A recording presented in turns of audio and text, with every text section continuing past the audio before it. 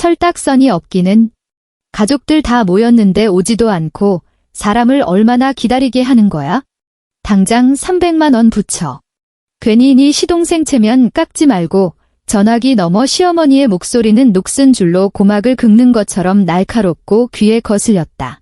그 배경으로 시누이 박민서의 가느다란 비웃음 소리가 선명하게 들려왔다. 새언니 또 집에서 울고 있나 보네. 진짜 재수 없어. 나는 무의식적으로 아직 평평한 아랫배를 어루만졌다. 얇은 보고서 한 장이 책상 위에 조용히 놓여 새로운 생명의 존재를 알리고 있었다. 나는 다시 내 팔을 내려다보았다. 어제 시어머니가 힘껏 꼬집은 자리에 보기 흉한 시퍼런 멍이 들어있었다. 지난 5년간 나는 아이 하나를 얻기 위해 지옥 같은 모든 것을 견뎌왔다. 그리고 마침내 아이가 찾아왔지만 내 마음은 3년간 마셔온 쓰디쓴 한약에 절여진 것처럼 완전히 죽어버렸다. 나는 전화기에 대고 나 자신조차 낯설게 느껴지는 평온한 목소리로 말했다. 네, 지금 바로 돈 보내드릴게요. 물론 그 돈은 너희가 감당할 수 있을지 모르겠지만. 그 새까만 한약을 나는 꼬박 3년 동안 마셨다. 하루 2번 무슨 일이 있어도 거르지 않았다. 그 냄새는 마치 흙과 마른 풀, 그리고 무언가 썩은 동물의 사체를 함께 달인 것 같았다. 걸쭉해서 사발벽에 눌어붙었고 마실 때마다 혀끝부터 목구멍, 위장까지 뜨거운 인두로 지지는 듯 했다. 처음에는 토하기도 했다. 정신없이 토악질을 하면 내 남편 박성준은 그저 짜증스럽게 옆에 서서 미간을 찌푸리며 말했다. 좀 참아. 애 때문에 그러는 거잖아. 나중에는 익숙해졌다. 이 집의 모든 것에 익숙해진 것처럼. 내 이름은 하는별, 올해 32이다. 5년 전 나는 결혼에 대한 가장 아름다운 꿈을 안고 광화문이 한 중견기업에 다니는 박성준과 결혼했다. 우리는 경기도 일산의 한 아파트에서 전세로 살았다. 부모님이 주신 돈에 우리 돈을 보태 겨우 마련한 전세 아파트였다. 나는 그것이 우리 행복의 시작이라고 믿었다. 내가 틀렸다. 결혼 후 1년이 지나도 나는 임신하지 못했다. 그날부터 내 인생은 난해해서 알도 못 낳는 암탉으로 전락했다. 시어머니가 직접 한 말이었다. 모든 친척들 앞에서 내 코를 가리키며 그렇게 말했다. 박성준은 바로 옆에 앉아 있었지만 그저 밥그릇에 고개를 쳐박고 못 들은 척했다. 그리하여 내 죄를 속죄해야 했다. 속죄의 방식은 이 집의 최고급 하녀가 되는 것이었다. 매년 겨울이 오기 전 온 가족의 김장을 준비하는 것은 나 혼자만의 전쟁이 되었다. 수백 포기의 배추를 씻고 절이고 산더미 같은 양념을 만드는 일까지 나 혼자 차가운 베란다에서 꼬박 사흘을 꼬박 매달려야 했다. 내 손은 고춧가루와 찬물에 퉁퉁 붓고 허리도 펴지 못할 지경이었다. 하지만 시어머니와 시누이 박민서는 이따금 순찰이라도 나온 것처럼 다가와 까다롭게 흠을 잡을 뿐이었다. 은별아, 무채가 너무 굵잖니. 새언니, 양념 색깔이 왜 이렇게 연해? 재료 아낀 거 아니야? 추석은 그야말로 악몽이었다. 다른 집들이 웃음꽃을 피울 때 나는 새벽 4시에 일어나 수백 개의 각양각색전을 부치고 10여 가지가 넘는 제사 음식을 준비해야 했다. 기름 연기에 눈도 제대로 뜰 수 없었고 모든 친척들이 배불리 먹고 거실에서 TV를 보며 과일을 먹을 때가 되어서야 나는 부엌에 홀로 남아 그들이 먹다 남긴 찬밥을 먹어야 했다. 한 번은 너무 피곤해서 부엌에서 잠시 졸다가 시어머니에게 들킨 적이 있었다. 그녀는 내 등을 그대로 후려치며 소리쳤다. 이 게으른 것. 조상님들도 아직 식사 중이신데 내가 먼저 잠이 들어? 우리 박씨 집안이 무슨 애군이 껴서 너 같은 액바지를 들였나 몰라. 나는 박성준을 쳐다보았다. 그는 시선을 피하며 일어나 내게 물 한 잔을 따라주며 나지막이 말했다. 엄마도 우리 잘 되라고 그러시는 거지? 내가 좀 이해해. 우리 잘 되라고 내 마음이 바늘에 찔린 듯 아팠다. 나를 때리는 것도 우리 잘 되라고 그러는 거라고? 연세도 있으시고 성격이 급하셔서 그래? 내가 엄마랑 싸우려 들지 마. 내만 낳으면 다 괜찮아질 거야. 아이. 그 단어는 내 머리를 옥죄는 주문 같았다. 이 허황된 희망 하나 때문에 나는 모든 정신적 억압과 육체적 고통을 견뎠다. 사람을 미치게 할 만큼 쓴 약을 마셨고 서울에 유명하다는 산부인과는 다 찾아다녔다. 차가운 검사대 위에 누워 온갖 기구들이 내 몸속을 헤집는 것을 감내했다. 검사 결과가 나오기 전이면 나는 언제나 심판을 기다리는 사형수 같았다. 그리고 매번 돌아오는 미임신이라는 결과는 내게 새로운 죄목을 추가하는 것과 같았다. 시어머니의 욕설은 점점 더 심해졌다. 알도 못 낳는 암탉에서 밥만 축내는 빌어먹을 년, 그리고 너 같은 건 집에서 쫓겨나야 해까지. 심지어 내 팔을 꼬집고 어깨를 밀치는 등 손찌검까지 하기 시작했다. 나는 그 멍들을 긴 소매옷으로 가렸다. 썩어가는 내 결혼 생활을 감추듯이. 그런데 오늘 아침 모든 것이 바뀐 것 같았다. 나는 초음파 확인서를 들고 병원을 나설 때 햇살이 유난히 따뜻하게 느껴졌다. 의사 선생님은 작은 아기집을 가리키며 부드러운 목소리로 말했다. 축하합니다.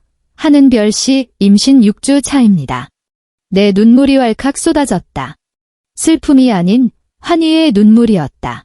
나는 떨리는 손으로 그 얇은 종이를 어루만지며 마치 세상에서 가장 소중한 보물을 품에 안은 것 같았다. 드디어 나에게도 아이가 생겼다. 박성준 씨가 보면 얼마나 기뻐할까? 시어머니의 태도도 이제 달라지지 않을까? 우리 집도 드디어 평범한 가정이 될 수 있지 않을까? 나는 이 거대하고 달콤한 비밀을 품에 안고 하루 종일 마음이 붕 떠 있었다. 심지어 퇴근도 일찍 해서 마트에 들러 가장 신선한 한우를 사서 그가 제일 좋아하는 소불고기를 준비했다. 환영해, 우리 아기 천사라고 쓰인 작은 딸기 케이크도 샀다. 나는 밤에 박성준이 집에 돌아왔을 때 이 모든 것을 보고 놀랄 모습을 상상했다. 내가 그의 손에 초음파 사진을 쥐어주면 그는 깜짝 놀라 나를 번쩍 안아 들고 빙글빙글 돌며 크게 웃겠지. 우리의 모든 고통은 이 순간 눈 녹듯 사라질 거라고. 나는 오후 5시부터 준비를 시작했다. 집안을 티끌 하나 없이 청소하고 모든 음식을 정성껏 접시에 담았다. 시간은 흘러 시계는 6시에서 7시로 다시 7시에서 8시로 향했다. 식탁 위 음식들은 이미 차갑게 식어 있었다. 박성준은 돌아오지 않았다. 전화를 걸었지만 꺼져 있었다. 시어머니에게 걸었지만 받지 않았다. 시누이에게 걸어도 마찬가지였다. 익숙하고 차가운 공포가 파도처럼 나를 덮쳤다. 바로 그때 내 휴대폰이 울렸다. 시어머니였다.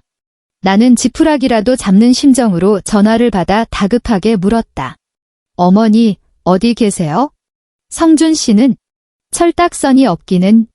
가족들 다 모였는데 오지도 않고 사람을 얼마나 기다리게 하는 거야? 당장 300만 원 붙여. 괜히 네 시동생 체면 깎지 말고. 시어머니의 날카로운 목소리가 내 말을 끊었다. 짜증과 경멸이 가득했다. 나는 멍해졌다. 가족 모임이요? 어디서요? 어디긴 어디야?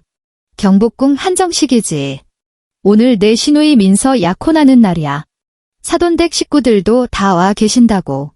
너 하나만 안 오고 이게 무슨 꼴이야? 경복궁 한정식, TV에서나 보던 1인당 가격이 상상을 초월하는 고급 식당이었다. 박민서가 약혼을?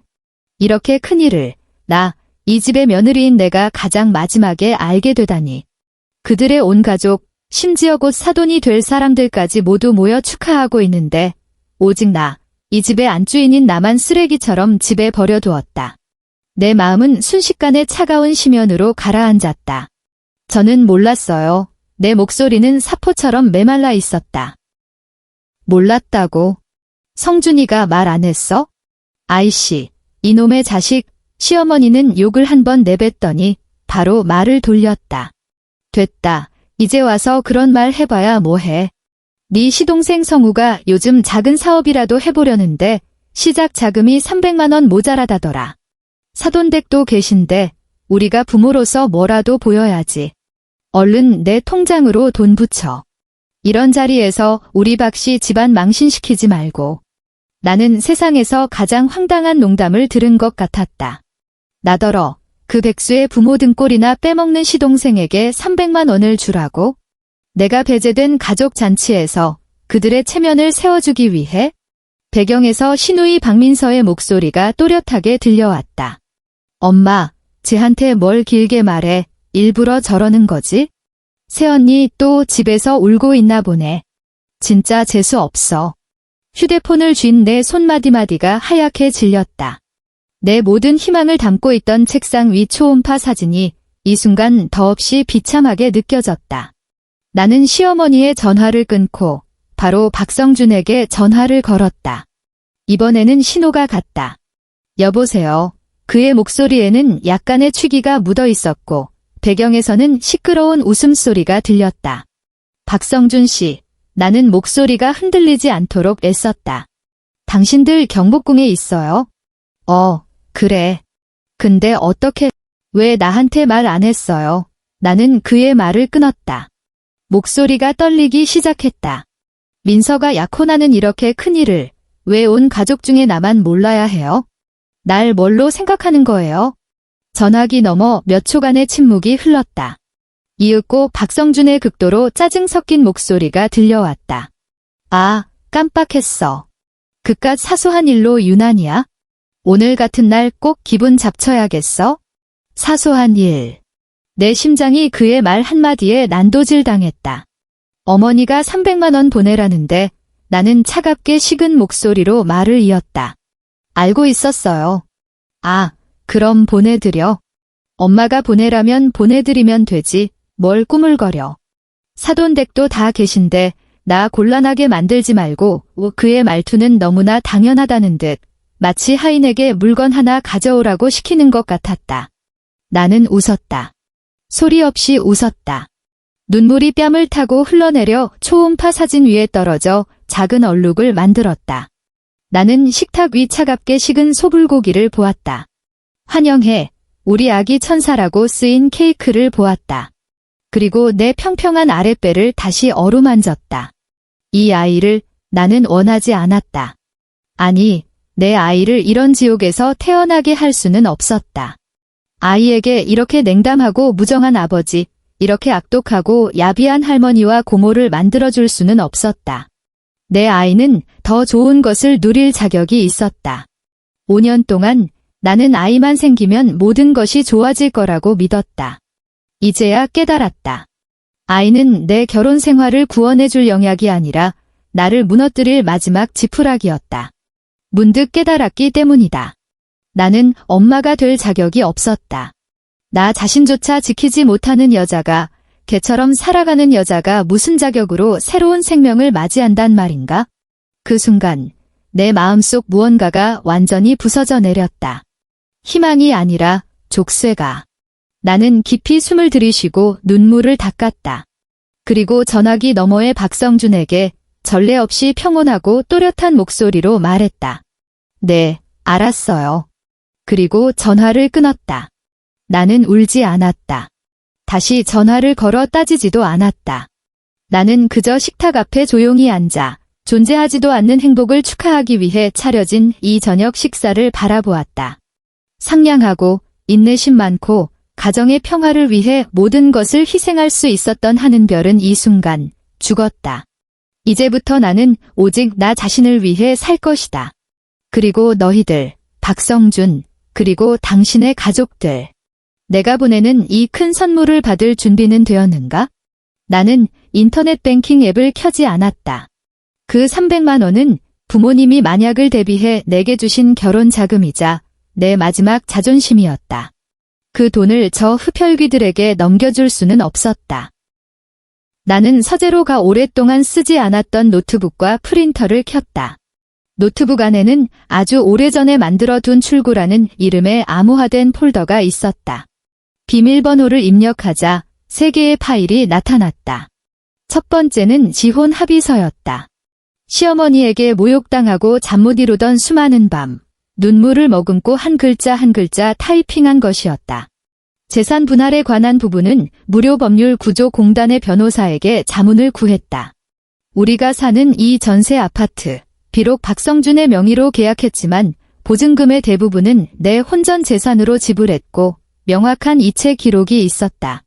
법적으로 이 돈은 내게 반환되어야 했다. 얼마 되지도 않는 혼후 공동재산은 한 푼도 더 원하지 않았다. 나는 내 것만 되찾으면 되었다. 두 번째는 내가 1년 넘게 지역 정신건강복지센터에서 받은 상담 기록과 진단서였다. 거기에는 중증 불안장애, 우울 성향 동반이라고 선명하게 적혀 있었다. 원인, 장기간 고압적이고 폄하적인 가정 환경에 노출되어 심각한 정신적 학대를 겪음. 페이지마다 내 눈물 젖은 밤들과 아무도 몰랐던 절망이 기록되어 있었다. 이것은 나의 상처이자 나의 무기였다. 세 번째는 동영상 폴더였다. 우리는 도둑을 막기 위해 거실에 작은 홈캠을 설치해 두었다. 박성준과 그 가족들은 전혀 신경 쓰지 않았다. 하지만 나는 시어머니에게 떠밀려 넘어진 어느 날 이후로 그 장면들을 조용히 저장하기 시작했다. 나는 가장 최근의 영상을 클릭했다. 화면 속에서 시어머니는 내 코를 가리키며 소리치고 있었다. 이 알도 못 낳는 돈 먹는 하마. 우리 박씨 집안 밥축 내는 거 말고 내가 할 줄 아는 게 뭐야. 그러고는 갑자기 손을 뻗어 내 팔을 거칠게 꼬집었다. 영상은 그녀의 동작과 흉측한 표정을 선명하게 담아냈다. 나는 가장 결정적인 장면 몇 개를 캡처해서 정신과 진단서와 함께 정리했다. 나는 이 세 가지 서류를 각각 3부씩 모두 출력했다. 프린터가 윙윙거리는 소리가 고요한 밤에 울려 퍼졌다. 마치 내 복수의 서곡처럼. 모든 준비를 마치고 나는 침실로 들어가 거의 잊고 지냈던 옷장을 열었다. 안에는 대부분 어둡고 헐렁하고 일하기 편한 홈웨어들이 걸려 있었다. 박씨 집안 며느리의 유니폼이었다. 나는 손을 뻗어 이 잿빛 옷들을 헤치고 가장 깊숙한 곳에서 더스트백에 소중히 쌓인 옷 한 벌을 찾아냈다. 지퍼를 내리자 강렬한 붉은색이 마치 불꽃처럼 순식간에 내 눈을 밝혔다. 그것은 내가 결혼 전 가장 좋아했던 빨간색 원피스였다. 자신감 넘치고 잘 웃던 하는별이었을 때 친구들 모임에 당시 남자친구였던 박성준과의 데이트에 입고 나갔던 나의 전투복이었다. 결혼 후 시어머니가 며느리가 그렇게 야한 색을 입는 것은 정숙하지 못하다고 말한 뒤로 단 한 번도 입지 않았다. 오늘 나는 그것을 다시 입을 것이다. 나는 몸에 걸친 칙칙한 티셔츠를 벗고 이 원피스로 갈아입었다. 차갑고 매끄러운 천이 피부에 닿자 5년간 갇혀있던 내 자신이 조금씩 깨어나는 기분이었다. 그리고 화장대 앞에 앉았다. 거울 속 여자는 얼굴이 누렇게 뜨고 눈빛은 흐릿했으며 다크서클이 짙었다. 나는 먼지 쌓인 화장품들을 열고 화장을 시작했다. 먼저 컨실러로 다크서클과 초췌한 기색을 꼼꼼히 가렸다. 그 다음은 파운데이션. 얼굴 전체에 고르게 두드려 결점 없는 피부를 만들었다. 정교하게 아이라인을 그려 눈매에 다시 생기를 불어넣었다. 마지막으로 나는 오랫동안 쓰지 않았던 립스틱 하나를 꺼내 들었다. 디올 999, 전설적인 클래식 레드. 나는 거울을 보며 한 획 한 획 정성껏 입술을 채웠다. 그 짙은 붉은색이 내 창백한 입술을 덮었을 때 나는 거울 속 나를 보며 차가운 미소를 지었다. 완벽한 화장, 불꽃 같은 붉은 드레스, 칼날처럼 날카로운 눈빛. 좋아. 결혼이라는 이름의 이 연극이 막을 내릴 운명이라면 이 연극의 여주인공은 멋지게 무대 인사를 해야지. 나는 작은 클러치 백을 들고 방금 출력한 3종류의 서류와 집의 CCTV 하드 드라이브, 그리고 내 눈물로 얼룩진 초음파 사진을 함께 넣었다. 초음파 사진은 나의 마지막 비밀이었다. 아직은 꺼내 보일 때가 아니었다. 마지막으로 나는 한 번호로 문자를 보냈다. 장 팀장님, 저 하는별입니다. 지금 경복궁 한정식으로 가겠습니다. 식당 앞에서 팀원분들과 대기해 주십시오. 제 남편 박성준이 폭력적인 행동을 할 수 있습니다. 부탁드립니다. 곧 답장이 왔다. 알겠습니다. 하는별 씨, 걱정 마십시오. 언제든 준비하고 있겠습니다. 장 팀장은 내가 여성 커뮤니티를 통해 알게 된 사설 탐정으로 주로 이혼 관련 증거 수집을 전문으로 하는 사람이었다. 나는 박성준의 체면이 구겨졌을 때 그가 폭력적인 본성을 드러낼 것이라고 이미 예상하고 있었다. 나는 증거가 필요했다. 명백한 증거가. 모든 준비가 끝났다. 나는 현관에 서서 똑같이 붉은색의 하이힐을 신었다. 또각거리는 소리가 텅 빈 거실에 울려 퍼졌다. 나는 5년의 청춘을 바쳤지만 끝없는 고통만 얻었던 이 집을 마지막으로 돌아보았다. 미련은 한 점도 없었다. 나는 문을 열고 깊은 밤 속으로 걸어 들어갔다. 마치 전장으로 향하는 여전사처럼. 택시는 경복궁 한정식 식당 앞에 멈췄다. 휘황찬란한 불빛 아래 드나드는 사람들은 모두 화려한 옷차림이었다. 나는 택시비를 내고 심호흡을 한 뒤 복잡한 꽃무늬가 새겨진 무거운 나무 문을 밀고 들어갔다. 직원이 공손하게 맞이했다. 어서 오십시오. 예약하셨습니까? 박성준 씨를 찾으러 왔습니다. 나는 시어머니가 예약했을 이름을 댔다. 매자 방입니다. 네, 이쪽으로 안내해 드리겠습니다. 나는 직원의 뒤를 따라 우아한 복도를 걸었다. 하이힐이 반짝이는 바닥에 부딪히며 단호하고 선명한 소리를 냈다. 주변에서 호기심 어린 시선들이 붉은 드레스를 입은 무표정한 나를 훑는 것이 느껴졌다. 직원은 매자 방 앞에서 멈춰서서 두꺼운 장지문을 열어주었다. 손님이 도착했습니다. 문 안은 술잔이 오가고 웃음소리가 가득했다. 푸짐하게 차려진 음식상 앞에서 두 가족이 화기애애하게 어울리고 있었다. 시어머니는 한박웃음을 지으며 시누이 박민서의 약혼자에게 반찬을 집어주고 있었고 박성준은 술잔을 든 채 얼굴이 벌개져서 미래의 사돈과 이야기를 나누고 있었다. 내가 나타나자 모든 소음이 거짓말처럼 멎었다. 방 안 가득하던 웃음이 그들의 얼굴 위에서 순간적으로 굳어버렸다. 모든 사람의 시선이 내게로 쏠렸다. 충격, 의혹, 그리고 혐오. 박성준의 얼굴이 가장 먼저 굳어졌다. 그는 거의 이를 악물고 몇 마디를 뱉어냈다. 내가, 여긴 어쩐 일이야? 시어머니는 미간을 잔뜩 찌푸렸다. 그녀는 나를 위아래로 훑어보았고 그 눈빛에는 마치 내 붉은 드레스가 풍기를 물란하게 하는 물건이라도 되는 양경멸과 혐오가 가득했다. 그녀는 날카로운 목소리로 무례하게 입을 열었다. 야, 너 여긴 어쩐 일이야? 돈은 붙였어. 그녀의 첫마디는 여전히 돈이었다. 아주 좋아. 이것이야말로 내가 원하던 오프닝이었다. 나는 그녀를 무시하고 시선을 상석에 앉은 손님들 시누이 박민서의 약혼자와 그의 부모님 세계로 돌렸다. 그들은 품이 있어 보였다. 옷차림은 세련되었고 몸가짐은 점잖았다. 지금 그들은 이 불청객인 나를 탐색하고 의아해하는 눈빛으로 보고 있었다. 나는 천천히 완벽하다고 할 만한 미소를 지었다. 안녕하세요. 박성준 씨 아내 한은별입니다. 모처럼 즐거운 자리를 방해해서 죄송합니다. 내 목소리는 크지 않았지만 죽음처럼 고요한 방 안에서 모든 사람의 귀에 선명하게 전달되었다. 그리고 나는 다시 시어머니에게 시선을 고정했다. 미소는 그대로였지만 눈빛은 이미 얼음장처럼 차가워져 있었다. 어머님, 방금 돈은 붙였냐고 물으셨죠? 시어머니는 내 시선에 기가 죽었는지 움찔했지만 이내 목에 핏대를 세우며 목소리를 높였다. 마치 그렇게 하면 도덕적 우위를 점할 수 있다는 듯이. 그래. 내가 물었다. 내 시동생이 급하게 돈이 필요하다는데 형수라는 게 되어서 그 정도 성의도 안 보여? 아주 가정교육을 못 받았구나. 그녀의 말이 끝나기가 무섭게 시누이 박민서도 거들고 나섰다. 맞아요. 새언니 오늘 왜 이래요? 이렇게 입고 여기까지 와서 일부러 우리 집안 사돈댁 앞에서 망신 주려는 거예요? 나는 그들의 아우성을 무시하고 클러치에서 휴대폰을 꺼냈다. 나는 누구도 쳐다보지 않고 그저 고개를 숙여 휴대폰 화면을 조작했다. 그 태연한 모습에 그들의 불안감이 증폭되기 시작했다. 어머님, 조급해하지 마세요. 나는 나지막이 말했다.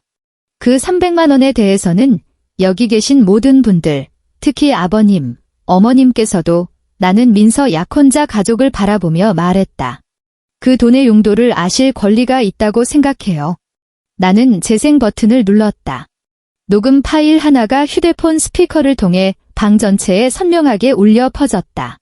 그것은 며칠 전 시어머니가 또다시 내 불임을 문제 삼아 닥달할 때의 녹음이었다. 당시에는 그저 무의식적으로 녹음 버튼을 눌렀는데 오늘 이렇게 쓰일 줄은 몰랐다. 녹음 속에서 시어머니의 날카롭고 악랄한 목소리가 독이 묻은 칼날처럼 쏟아져 나왔다.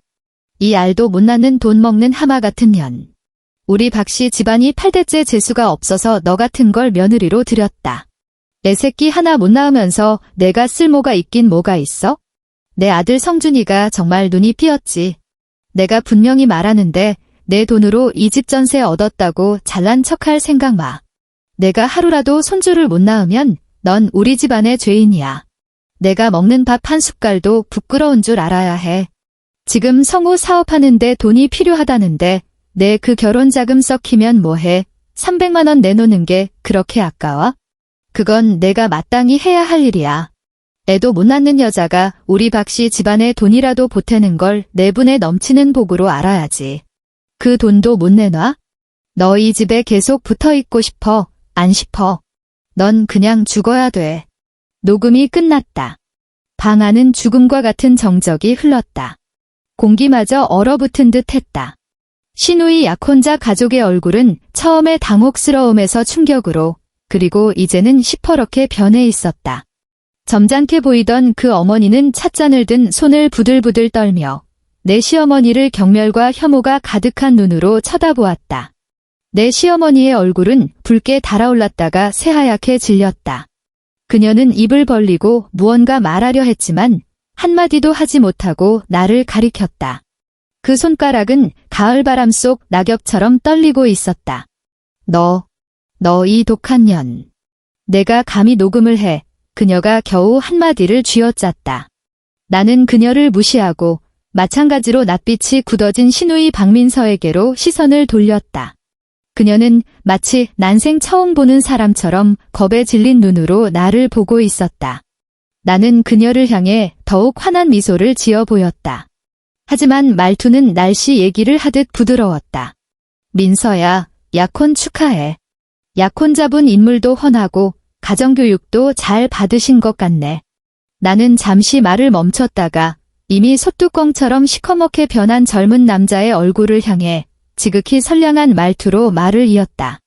예비 신랑님, 정말 축하드립니다. 곧 아주 특별한 숙녀분을 아내로 맞이하게 되셨네요. 나는 특별한이라는 단어에 힘을 주었다. 어느 정도로 특별하냐면요. 제가 집에 없을 때 몰래 제 방에 들어와서 제 속옷을 입고 제 화장품을 쓰고 심지어 제가 아끼던 새 립스틱을 훔쳐가기도 했죠. 헛소리 마. 박민서가 꼬리 밟힌 고양이처럼 소리쳤다. 난 그런 적 없어. 너 지금 사람 모함하는 거야? 모함이라고. 나는 차갑게 비웃으며 다시 휴대폰을 들어 화면을 넘겨 몇 장의 사진을 보여주었다. 거실 CCTV에서 캡처한 사진들이었다.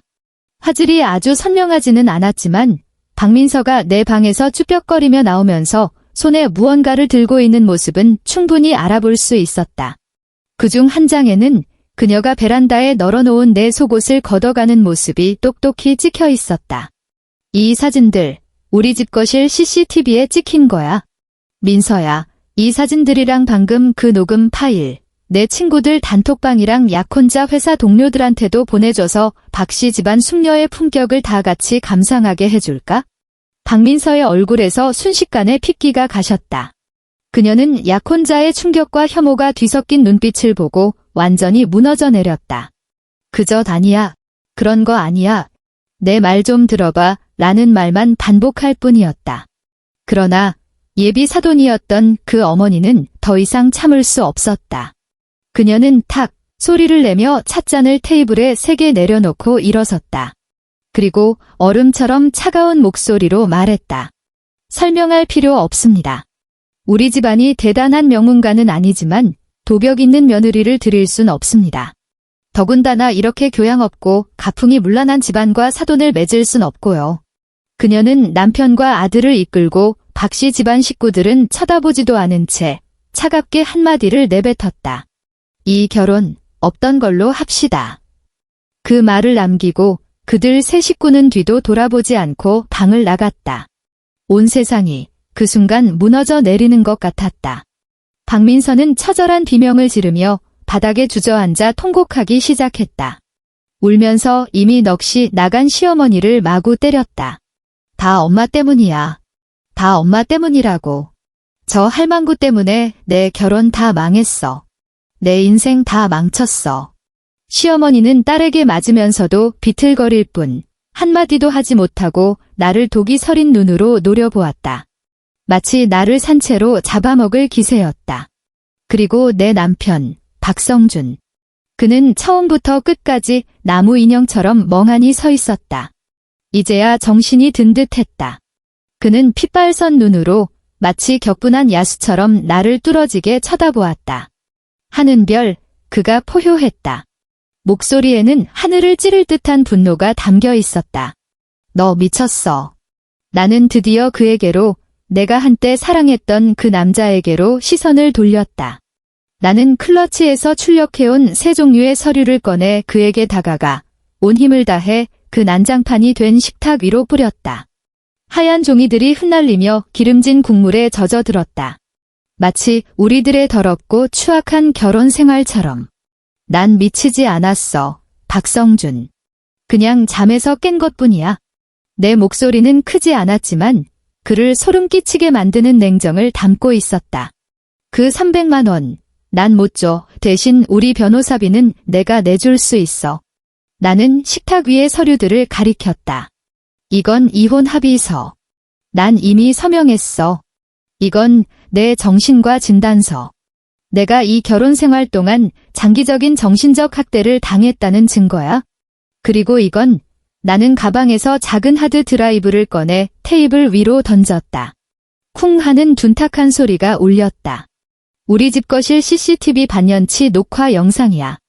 내 어머니가 어떻게 나를 모욕하고 손찌검했는지 똑똑히 기록되어 있지? 아, 참, 내 상해진 단서도 있어. 내 팔에 있는 멍, 바로 어제 생긴 새로운 증거야.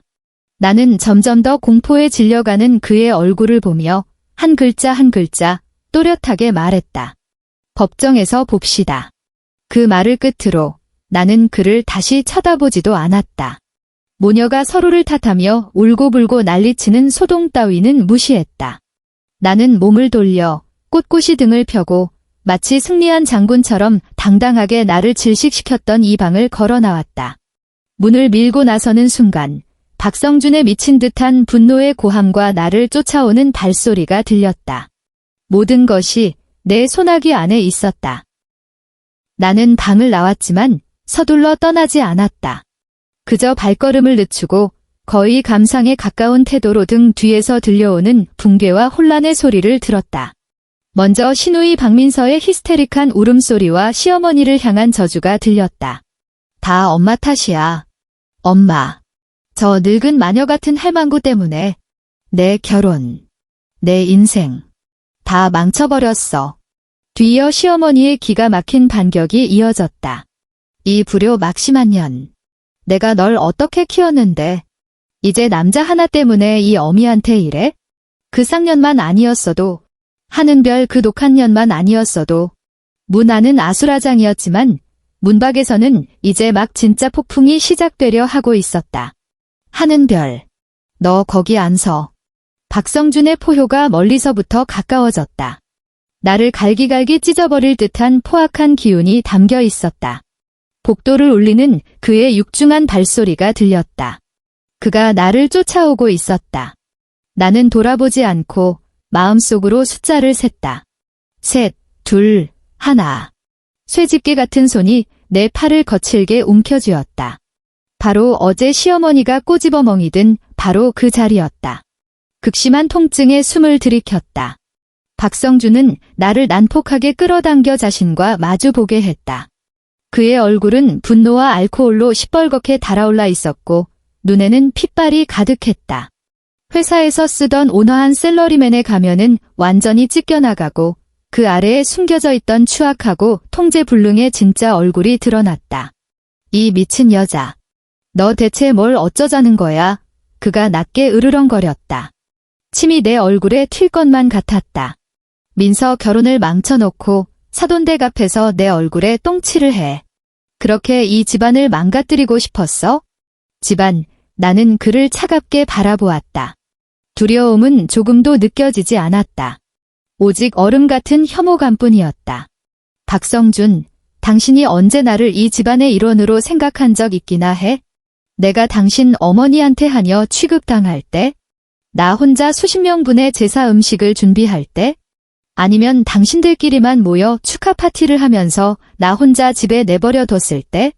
내 말은 칼날이 되어 그의 위선적인 자존심을 찔렀다. 닥쳐. 그는 내 말에 전곡을 찔렸는지 노발대발하며 내 팔을 잡은 손에 더욱 힘을 주었다. 닥치라고. 내가 이런 짓을 해서 얻을 게 있을 것 같아. 내가 말하는데 하는 별 어림도 없어. 이혼. 절대 안 해. 넌 평생 박씨 집안에서 못 벗어나. 말을 하며 그는 다른 한 손을 쳐들었다. 손바닥이 내 얼굴을 향해 날아오려는 순간이었다. 바로 그 순간. 찰칵, 찰칵. 선명한 셔터 소리와 함께 눈부신 플래시가 복도에서 연달아 터졌다. 박성준의 쳐든 손이 허공에서 멈췄다. 그는 갑작스러운 섬광에 눈을 가늘게 뜨고 소리가 난 쪽을 어안이 벙벙한 표정으로 바라보았다. 복도 모퉁이에서 두 명의 남자가 걸어 나왔다. 한 명은 전문가용 DSLR 카메라를 들고 렌즈를 우리에게 향하고 있었다. 재킷을 입은 다른 남자, 바로 장 팀장이었다. 그는 자신의 신분증을 보여주며 아무런 감정 없는 목소리로 말했다. 박성준 씨, 저희는 사설 탐정입니다.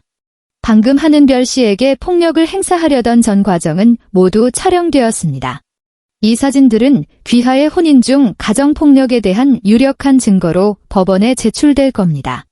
박성준의 얼굴이 순식간에 새하얗게 질렸다. 그는 믿을 수 없다는 듯 카메라를 쳐다보고 다시 나를 쳐다보았다. 내 팔을 잡고 있던 손이 감전된 것처럼 확 떨어져 나갔다. 너, 그는 나를 가리키며 입술을 부들부들 떨 뿐 한마디도 제대로 하지 못했다. 나는 욱신거리는 팔을 가볍게 문지르며 넋이 나간 그의 모습을 아무런 감정 없이 바라보았다. 이미 예상했던 일이다. 냉담한 폭력과 정신적 압박으로 아내를 통제하는 데 익숙한 남자는 통제권을 잃었다고 느꼈을 때 신체적 폭력에 기댈 가능성이 거의 필연적이다. 그리고 나는 그의 필연적인 행동을 위해 미리 함정을 파놓았을 뿐이다. 이제 가정폭력의 증거는 명백해졌다. 이 이혼 소송에서 나는 이미 절반 이상 이긴 것이나 다름없었다. 몇 달 후, 우리는 마침내 법정에 섰다. 박성준 측은 변호사를 선임했고 그들의 전략은 내가 예상했던 것과 정확히 일치했다. 나를 불임 때문에 심리가 뒤틀려 남편 집에 악의적으로 보복하는 악독한 여자로 몰아가는 것이었다.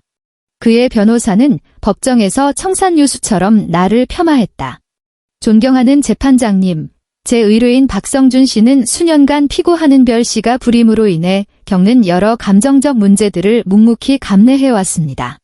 피고는 예민하고 의심이 많으며 심지어 피해망상 증세까지 보였습니다. 이번 이혼 소동은 전적으로 피고가 계획한 것으로 그 목적은 박 씨 집안에 보복하고 재산 분할에서 부당한 이득을 취하려는 것입니다.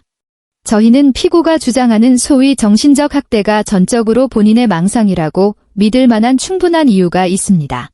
시어머니는 방청석에서 때맞춰 눈물 몇 방울을 짜내며 손수건으로 얼굴을 가리고 악독한 며느리에게 상처받은 무고한 노인 연기를 했다.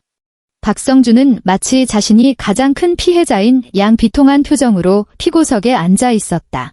나는 그들의 서투른 연기를 조용히 지켜보았다. 마음에는 아무런 파동도 일지 않았다. 내 변호사가 발언할 차례가 되자 그는 먼저 시어머니가 나를 모욕하는 녹음 파일, 가정폭력 영상 캡처, 나의 장기적인 정신과 진단서, 그리고 가장 중요한 박성준이 식당 복도에서 나에게 폭력을 행사하려던 사진을 제출했다. 증거가 하나씩 제출될 때마다 박성준과 시어머니의 얼굴은 한층 더 굳어졌다. 하지만 그들은 여전히 마지막 희망을 버리지 않았다. 그들의 변호사가 일어나 최후의 반격을 시도했다. 이 모든 것들이 핵심 사실 하나를 부정할 수는 없습니다. 바로 피고하는 별 씨가 5년간 불임이었다는 사실입니다. 이것이야말로 모든 가정불화의 근원입니다. 아내로서의 기본적인 의무조차 이행하지 못한 여자가 이제 와서 자신을 포용해준 가족을 공격하는 것이 과연 공평합니까? 법정안이 웅성거렸다. 나는 많은 사람들의 인식 속에서 불임이 여전히 여성의 원죄라는 것을 알고 있었다.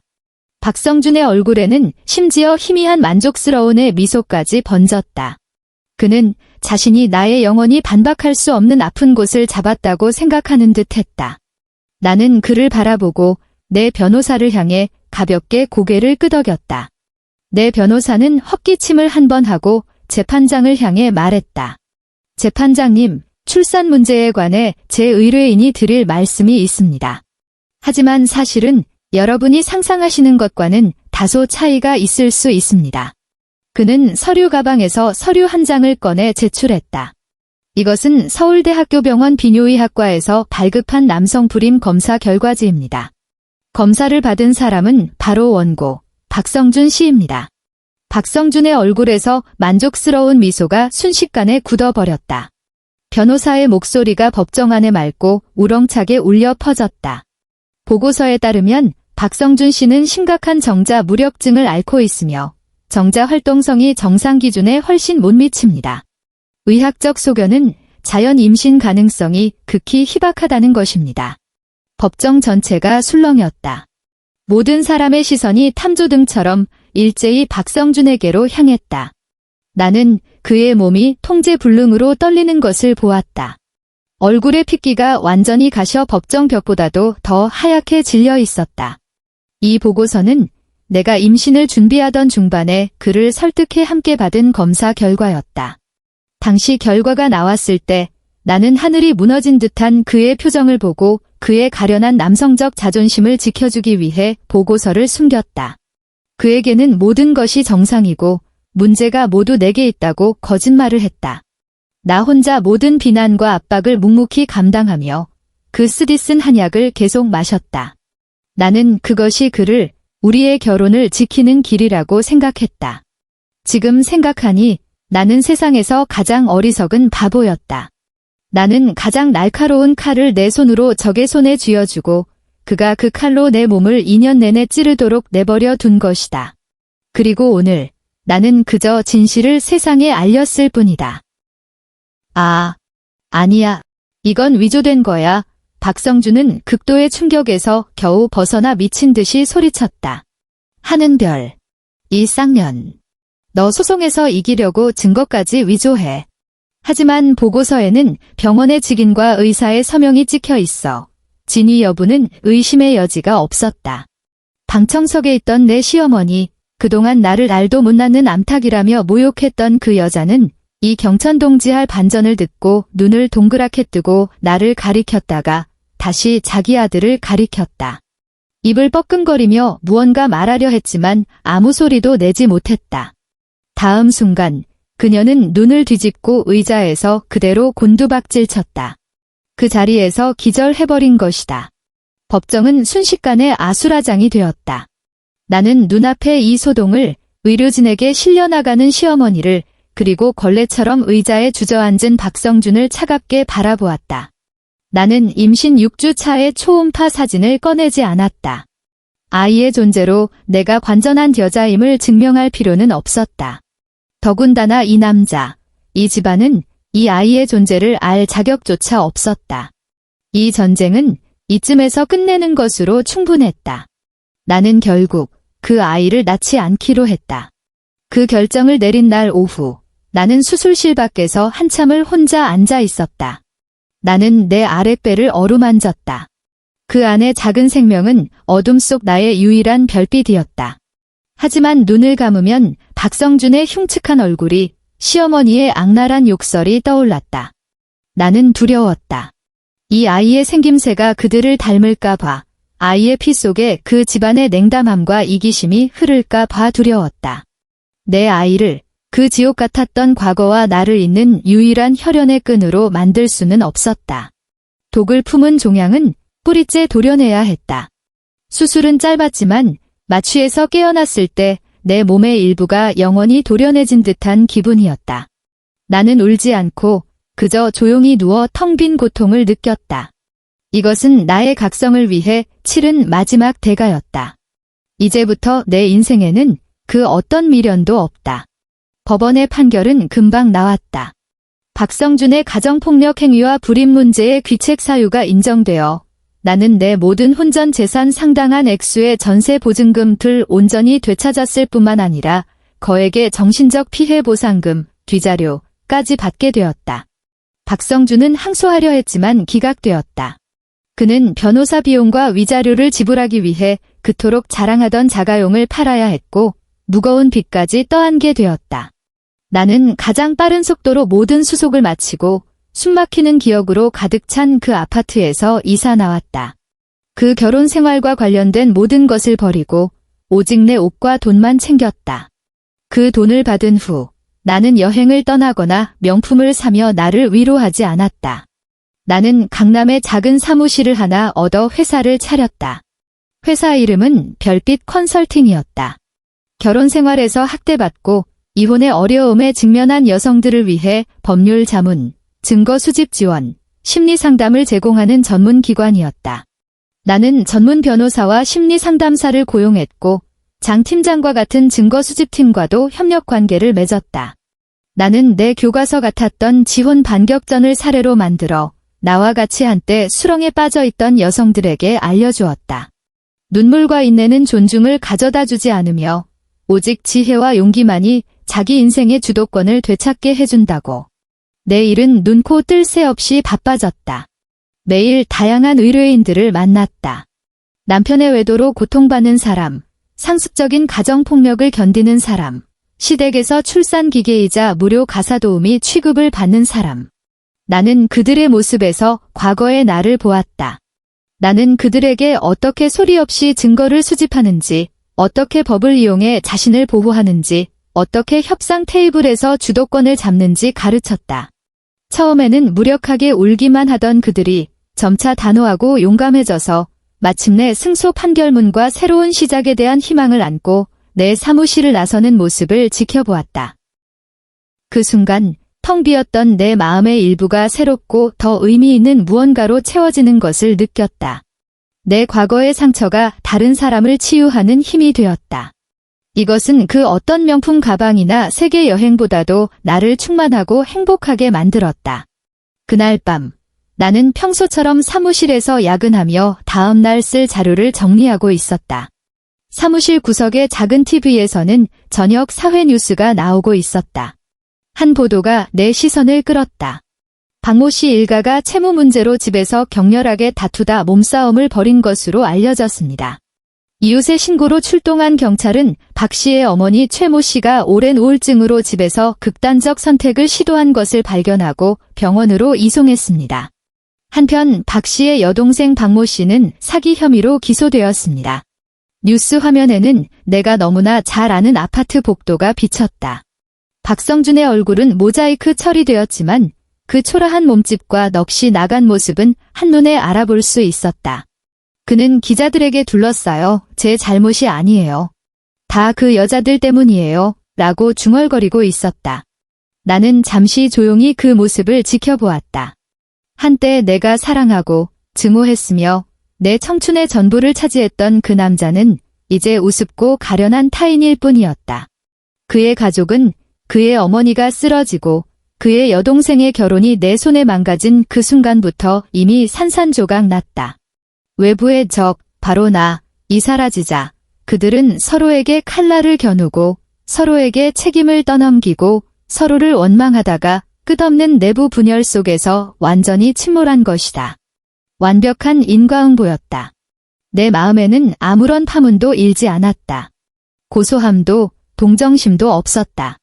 그들은 내게 TV 속 나와 무관한 뉴스 한 토막일 뿐 방송이 끝나면 그대로 지나가는 일이었다. 나는 리모컨을 들어 TV를 껐다. 사무실은 다시 조용해졌고 내 키보드 소리만 남았다. 창밖으로는 서울의 찬란한 야경이 펼쳐져 있었다. 수많은 불빛 중에 나를 위해 켜진 등은 하나도 없었다. 하지만 상관없었다. 지금의 나는 나 자신이 빛이니까. 나는 고개를 숙여 다음 도움을 필요로 하는 여성을 위한 그녀의 기혼 반격전을 계속 기획했다. 이것이야말로 진정으로 나 하는 별의 삶이었다.